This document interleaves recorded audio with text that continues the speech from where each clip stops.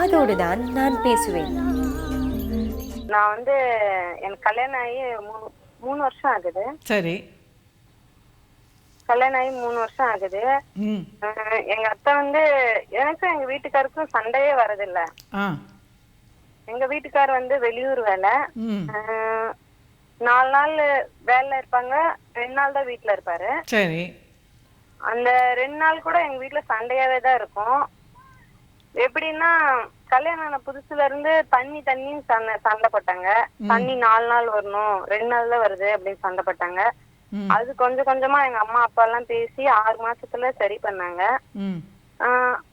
அதுக்கப்புறமும் குழந்தை இல்லைன்னு சண்டை போட்டாங்க. யார் சண்டை போடுவாங்க?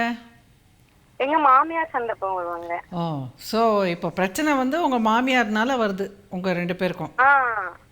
இப்ப கூட எங்க வீட்டுக்கார் நல்லாதான் இருக்காரு. எங்க கூட பேசினா போன்ல பேசினா நல்லா பேசுறாரு.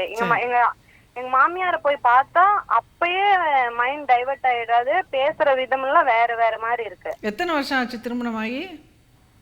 3 வருஷம் ஆயிருக்கு. சரி, ஓகே. எத்தனை பேர் கூட பிறந்தவங்க? உங்க ஹஸ்பண்டுக்கு கூட பிறந்தவங்க எத்தனை பேர்?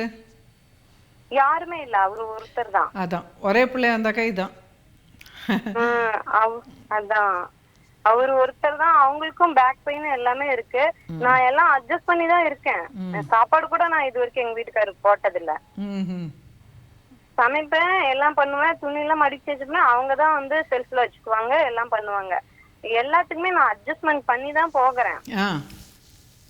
அட்ஜஸ்ட்மெண்ட் பண்ணி போனாலுமே அவங்களுக்கு ஒரு சின்ன சின்ன தப்பு கூட பெருசா தெரியுது. ரொம்ப கண்ட்ரோல் பண்றாங்கல்ல, ரொம்ப பாஸ் மாதிரி.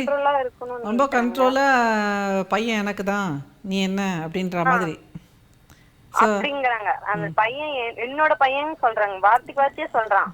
என் பையன் ஒரு வாட்டி குழந்தை பிறந்துருச்சு. 1 வருஷம் முன்னாடி குழந்தை பிறக்கலன்னு சண்டை போட்டாங்க. அப்புறம் நிறைய ஹாஸ்பிட்டல்லாம் போய் அவருக்குமே எனக்கு ஃபீலிங் வரலன்னு சொல்லிட்டாரு. சரி, நீ ஹாஸ்பிட்டல் போய் கன்சல்ட் பண்ணி, டாக்டர் மூலியமா கன்சல்ட் பண்ணி, இவர் இப்படி சொல்றாரு, நான் கல்யாணம் ஆயிடுச்சு, நான் எப்படி நான் கல்யாணம் பண்ணி இவரை விட்டுட்டு நான் எப்படி வாழ முடியும் அப்படின்னு சொல்லி கன்சல்ட் பண்ணேன். அப்புறம் அவரு கன்வென்ட் ஆனாரு. சரி, இதுதான் நம்ம வாழ்க்கைன்னு கன்வென்ட் ஆனாரு. அப்புறம் கன்சல்ட் பண்ணி நிறைய டாக்டர் எல்லாம் பார்த்து குழந்தையும் பிறந்துருச்சு. ஹலோ மேம், கேட்டுட்டு இருக்கேன். குழந்தையும் பிறந்துருச்சு. ஆனாலுமே அவங்க வந்து சின்ன சின்ன பிரச்சனைய பெருசா நினைக்கிறாங்க எங்க மாமியாரு. இப்போ உங்க குழந்தைக்கு என்ன வயசு? இப்போ 1 வருஷம் ஆயிருக்கு, 1.5 வருஷம். சரி, ஓகே. இப்போ வந்து நீங்க என்ன பண்ணணும்னா உங்க குழந்தைய ஃபோக்கஸ் பண்ணுங்க, சரியா? இப்போ உங்க மாமனார் மாமியார்கிட்ட பாராட்டுதல் வராது. இப்போ அவங்க வந்து பாதுகாப்பின்மையோடு இருக்காங்க. இப்போ வந்து இது ஒரு சிக்கல் தான், இந்த சிக்கலோட தான் நீங்கள் வாழணும். ஓகே, ஸோ இப்போ நீங்கள் வந்து உங்கள் குழந்தைய வளர்த்துருங்க, இன்னொரு குழந்தைய பெற்றுக்குங்க, உங்கள் குடும்பத்தை கவனிங்க. பாராட்டுதல் கிடைக்காது, மன அழுத்தம் ஏற்படும் இவங்களால். இப்போ நீங்கள் என்ன பண்ணணும்னா கொஞ்சம் நீங்கள் அசர்ட்டிவாக இருக்கணும். அதாவது கொஞ்சம் தைரியமாக, நான் இப்படி தான் அப்படின்ற மாதிரி அவங்கக்கிட்ட ஆர்கியூ பண்ண வேணாம், சண்டை போட வேணாம்.